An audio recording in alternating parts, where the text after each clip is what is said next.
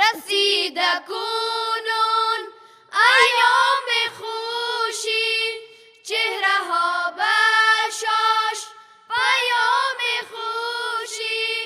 فضای کشور سبز و بهاران، سراسر همه شاد و خرامان،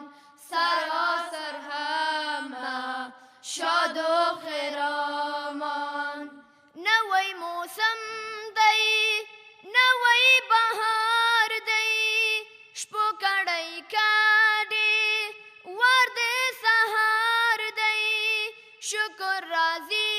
ډیر لزول جلالیو، چې بیا ګټون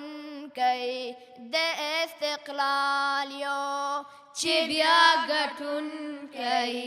د استقلالیو. مولا محمد عمر مجاهد گفتارت صادق ای مرد زاهد، قد و قامت دشمن خمیده به گفته تان وقتش رسیده، رسوای عالم گردیده امروز، کاش بودی امیر میدیدی امروز، یقین امیرم لشکرت ساقی، تشنگان سیراب ز نام جاری، تشنگان سیراب ز نام جاری. رسیده کنون ایام خوشی، چهره ها بشاش پیام خوشی، فضای کشور سبز و بهاران، سراسر همه شاد و خرامان، سراسر همه شاد و خرامان. د امیدونو غوټۍ مو ګل شو، پر سخت لاره مو تر منزل شو، ګرانه عمره سرکاره پورته، سپین بیرغونه ګوره هر لور ته، سپین بیرغونه ګوره هر لور ته.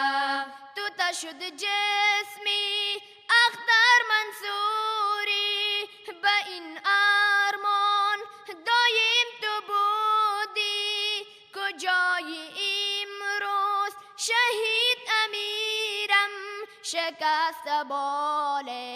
کفر شریرم، پیروان تو سزن و غیور، دشمن ز ایشان فرار دور دور، آرمانت این بود فتح پیروزی، آمد فتح و سفر بزودی، آمد فتح و سفر بزودی. وی مو مسموتی د وحدت براندی، تلو طوفانو کې چې مخ په وړاندی، په قربانیو د لمبو تل کې راغلو د فتح یوز درشل کې، فضل او نصرت د رب لا یزاد دی، هیواد د ذات دی، خدم اشغال دی، بل امپراتور مو د تور ښکار دی، پخپل خاوره مو خپل اختیار دی، پخپل خاوره مو خپل اختیار دی. دلیران بیزن فرق هر دم رو، با خون رنگین در فتح گوشود، آرمان شیران استقلال ایمان، آمد استقلال کنون بهرمان، بیرق سفید بلند به آسمان، خرم و شادمان ملت افغان، تحمى ودانم فصل بهاری دلکش و زیبا، فصل آزادی دلکش و زیبا، فصل آزادی رسید کنون ایام خوشی، چهره ها بشاش پیام خوشی، فضای کشور